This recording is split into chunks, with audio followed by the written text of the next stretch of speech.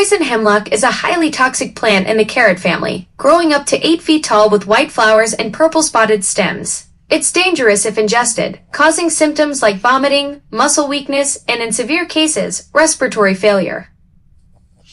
Welcome to the Barbershop Duet!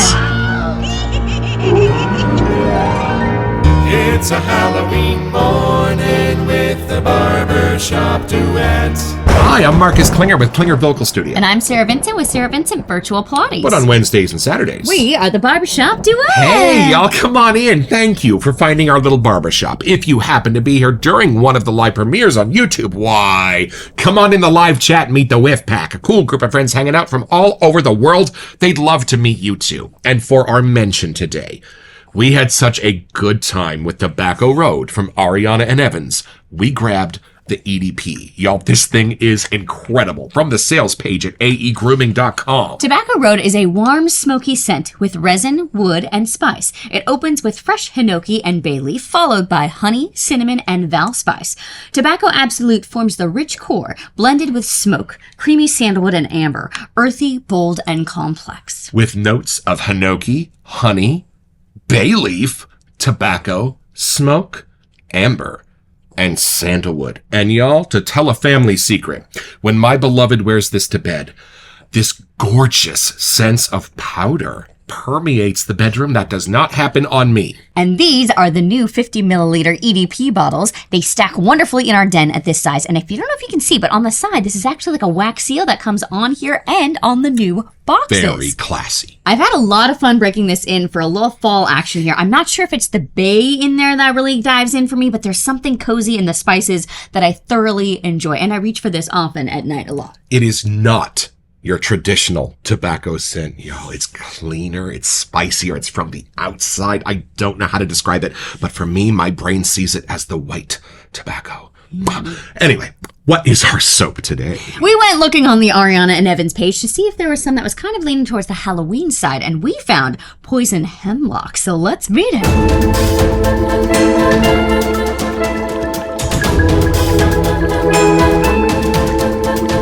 All right, y'all, from the non-poisonous sales page at shavingshopclub.com. This soap is in our spectacular K2E base.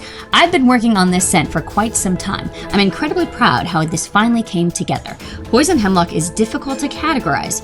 Is it a gourmand? No. Is it an oriental type fragrance? This scent is dark, yet uplifting, tart and sweet, fresh and dirty. It's magnificent. That sounds like a roadmap to some of our favorite A&E scents, and I'm excited this might be in the same lane. The black hemlock absolute used is wonderful and very resinous and thick. The black currant and fig counterbalance each other and provide added warmth that really bring this scent to life. The addition of rose absolute and violet also play really well with the dark notes, such as labdanum and, of course, the hemlock. The additional note of incense really turns this into an exotic and intoxicating scent with notes of blood orange, bergamot, blackcurrant, fig, rose absolute, violet, black hemlock absolute. The real thing is in here. Incense, pine tar, cedarwood, and sandalwood. Ooh. Now, we have it on good authority that poison hemlock is not irritable to the skin. But we've said this before, and we really mean it now. Don't eat the soap. And I think it's time to cut through all of the hazardous materials tape and take this one out of the box.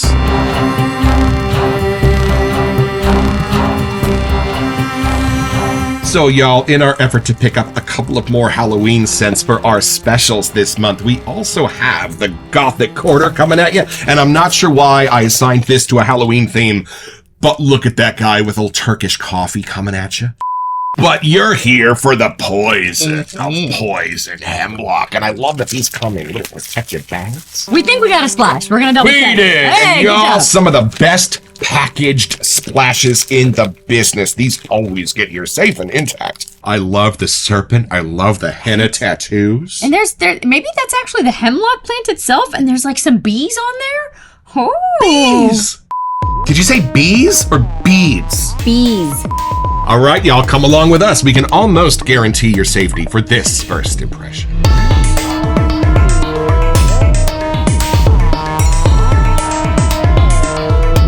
All right, right, take it in. See what you get. I am curious. A beautiful K2E base. Used it the other night. Oh, love it. All right, take it in. Something adventurous. Ooh.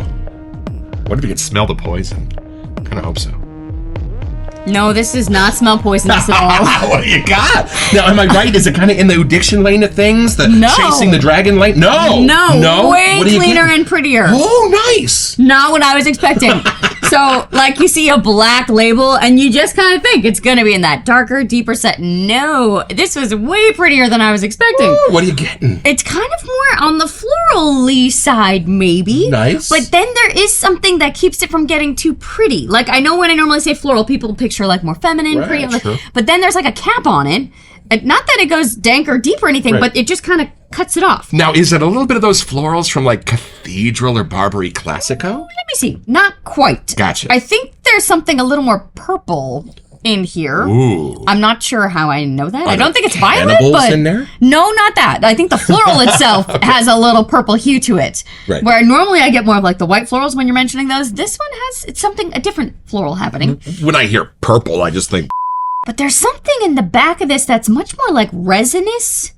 And then it does have a sweet, not gourmandy, but almost could maybe want to take a bite out of it. nice! In Poison Hemlock? I'm just saying. Yeah! If this is poison, it's the whole trick is that you don't think it is. Because I'm just saying. That is what makes this phenomenal. Peter made a Poison Hemlock soap that's a gourmand! Like, it's not blueberries or grapes, but something in there. That's awesome!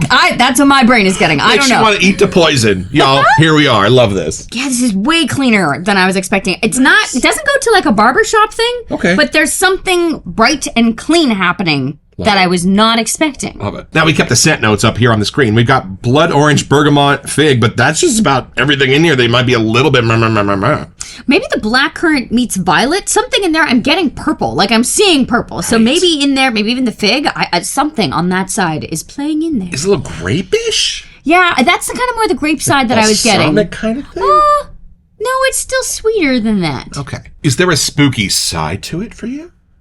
There's something at the back. I get a gray color. It's not charcoal. Like, Gotcha. it doesn't go there. Right. It's not quite oud, but it's something that is a little deeper in depth. Right. So I'm not going soil or something like that, but there's something that's adding like a base layer so that the other stuff is keeping that pretty, almost gourmandy part on top, but floralish as well. So there's something that's creating the depth, but I don't know what that is. It might be the woodiness. It says pine tar. Maybe?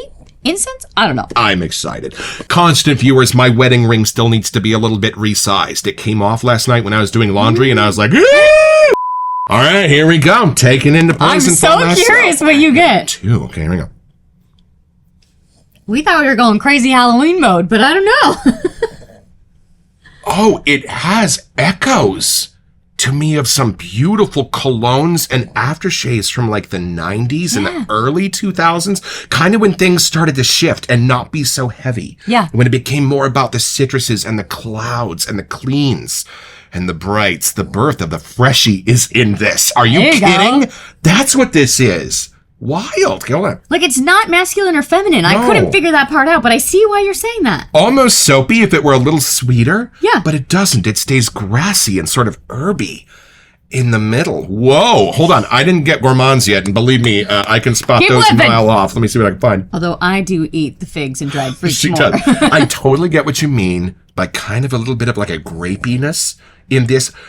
And while it's really present, it's very subtle around the outside of this scent. The middle of this scent is kind of foggy and that's a good cloudy. word. It's based on the bergamot.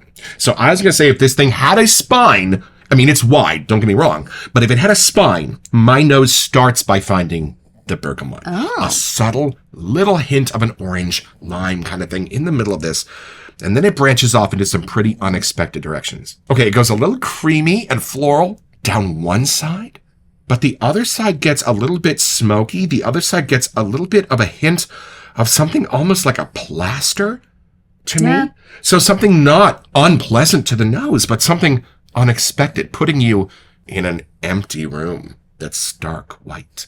Ooh, hold on. I think that was the resinous kind of side I was getting. Oh, you know what? I'm not even getting resins yet. I think those come at the very back of the whiff for me. But let me see if I can find where the poison is sitting. Oh, you know what it is for me? My dad's funeral home was laden with ivy around the outside. It took a long time to get it all off because when those vines crawl up the sides of your sandstone building, they adhere themselves. And there is something beautiful, but a tiny bit pokey and a tiny bit not acrid, but something like the inside of a rose stem, where again, not unpleasant, but jarring when you discover it, because then your nose gets to figure out how that blends with the rest of what's going on in here. Cool thing is the bergamot welcomes you in, so you come barreling into this room like, hi! Right. And then those other senses kind of start swirling around. You don't sense them at first. That's nice. Okay, let me figure out where the fig and the currant and the blood orange are playing into this. Oh, I got it. These are not coming together to make kind of a fruit salad. I'm getting the fig kind of on one side in its drier qualities. I'm getting the black currant on the other side in a little more of its sweeter qualities. And the blood orange is staying away from both of them. It's kind of binding with the bergamot to be the middle of this.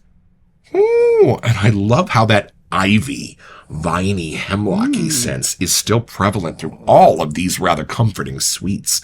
The pine tar is the last thing I'm curious about because it's really hard to get that by me. Hold on. It's next to incense, it says. Right. Just a whiff so that you know that smoke is outside of this white plaster room where you're standing. This is not a smoky or incensey scent at all. That's kind of giving it its masculinity. Maybe. I think that's what's reminding you that you wouldn't find this on Doris Day. This is more Rock Hudson.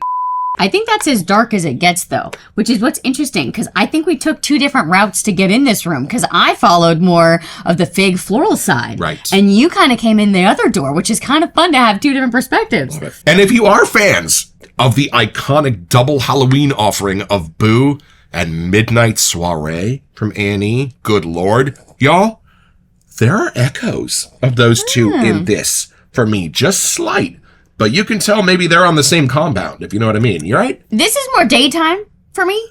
And then Midnight Soiree would be like the evening, got a little deeper into the woods version. Right. This just doesn't have the hoe wood. Giggity. How much wood would a hoe? Never mind. All right, y'all, will come along with us. We're going to make a completely safe lather. And look at these scent notes.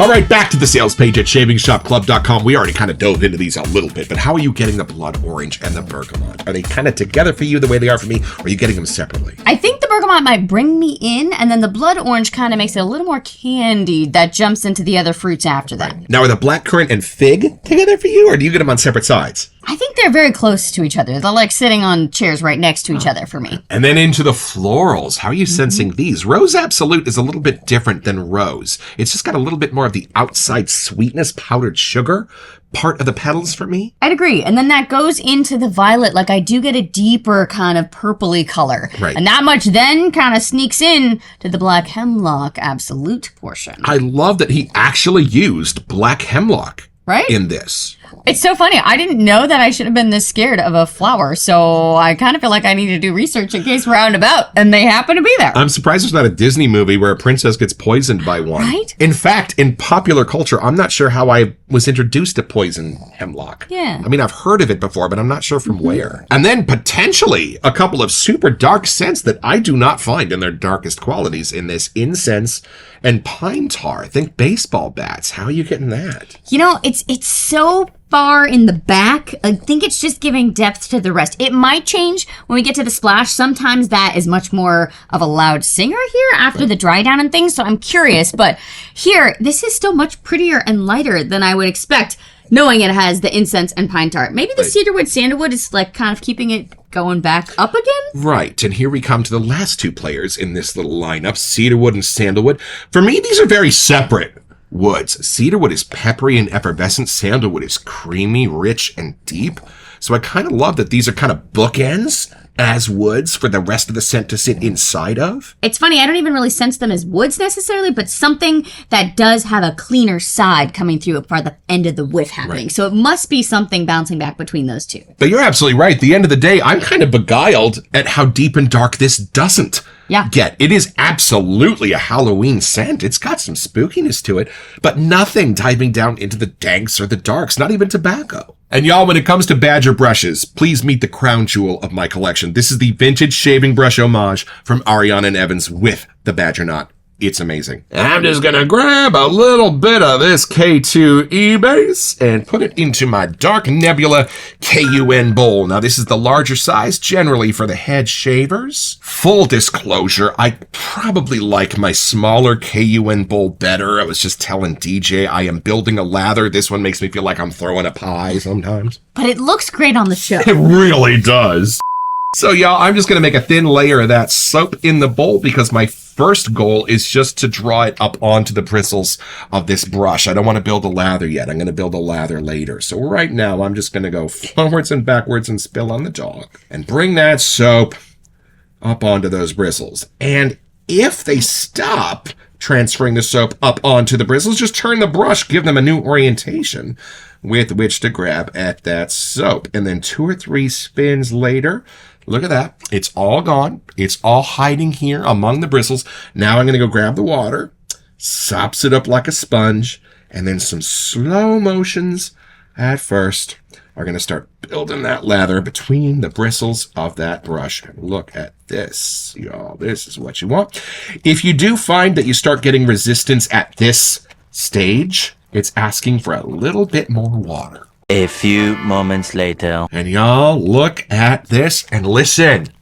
And this is something you will only find here on the Barbershop Duet. This is the How Hemmed Is Your Lock With on 3, 1, 2. Oh, I love the greens in this. Oh, I wonder if Hemlock is green. Because the way that's coming out is like stem, ivy improved by 1,000,000%. What a lovely, peppery green scent this is. Well, and y'all, here is a picture of poison hemlock. Wow, it looks awfully unassuming. It kind of looks like baby's breath a little bit. Right? Meets like a fern or some kind of spice action, a weed. So if you run across this, it'll kill you real quick.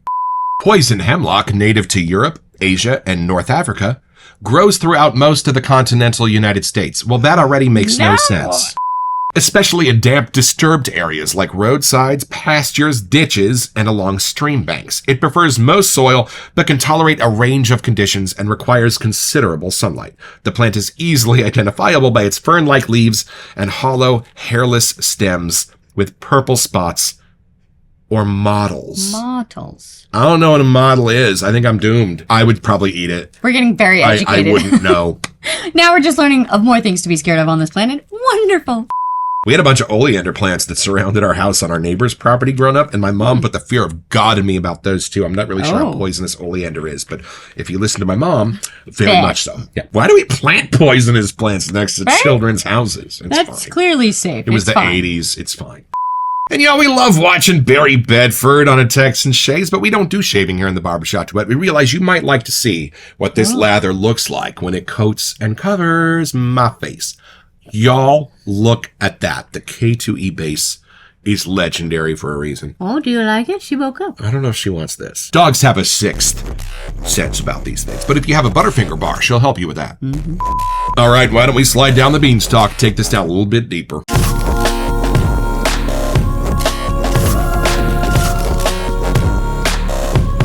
You know what I love about this? It's a Halloween scent, but it ain't. It's got just enough in there to open the door and welcome you in with some familiar scents and make you comfortable. But then, after a second or two, you're going to realize there's a lot more going on under the surface of this. Where would you wear this? It's funny. I was also thinking of like, why am I getting daytime? Right. Because there's something about it that's daytime. But like, if I didn't know that it was called poison hemlock, I don't know what else I would think of. Like maybe like secret garden. Like there's something a little eerie, but the florals and the fruits and like there's nature in there, but they're all spruced up in a little backwards, upside down way. And that's what's cool for me is it is like a secret haunted garden, but not done with the woods, done with the greens, done with the leaves, and yet still at the end of the day in a very nose-pleasing way, but one that puts you off kilter a little bit. And I love that you said daytime because we've got an entire shelf full of stuff ready for Halloween night. Yeah.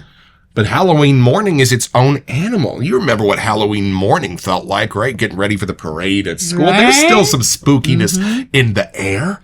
And this does capture that with a morning brightness that I've never really sensed before. It's almost like you have your own little secret on your shoulder. Like, Right. you know about the poison You know hemlock. it's scary. They don't. Exactly. You know who's going to die today.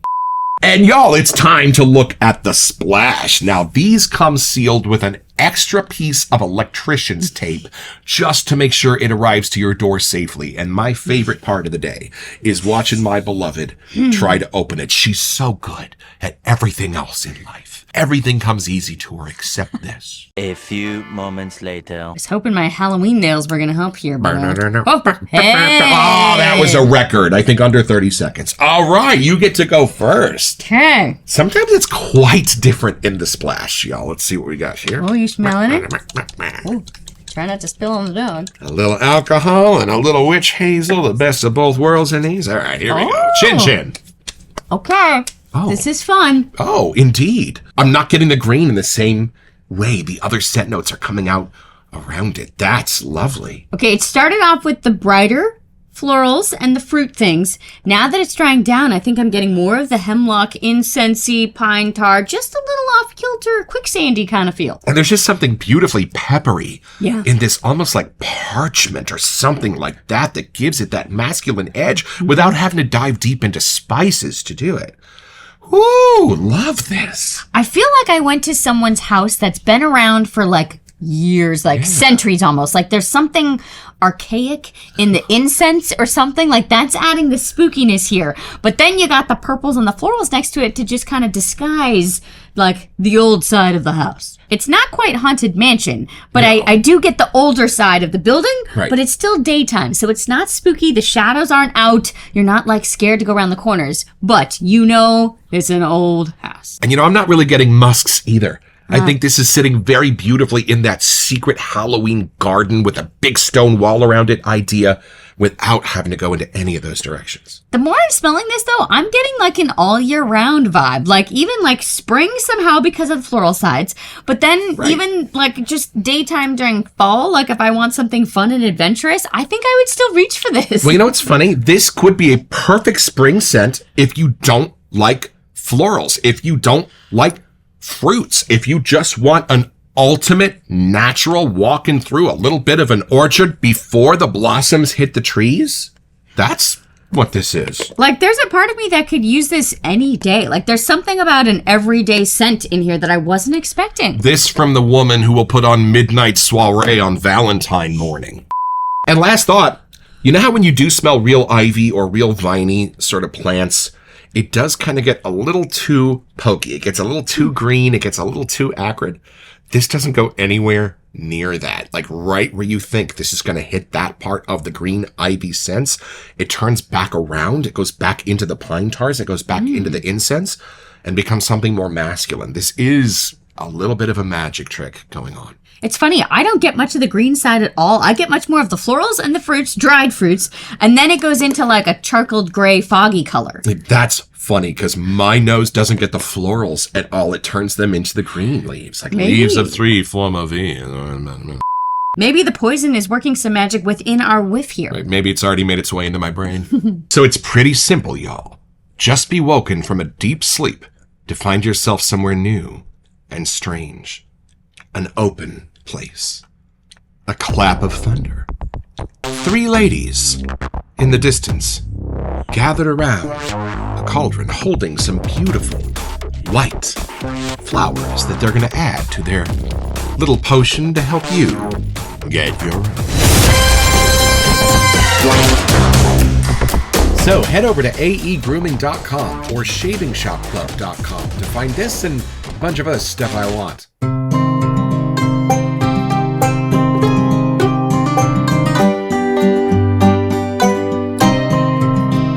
All right, y'all, I am back from my shave with Poison Hemlock and the K2E base, and boy was it fun. I love having this lather knowing I'm super protected, and the whiff of this scent, it just changes as you're building the lather, as you use it. There's different parts that stick out to me. I think it was more the fig and the violet sometimes, and then that darker side. I'm gonna reach for this more often, not just for spooky season, but for the rest of the year as well. Thank you, guys.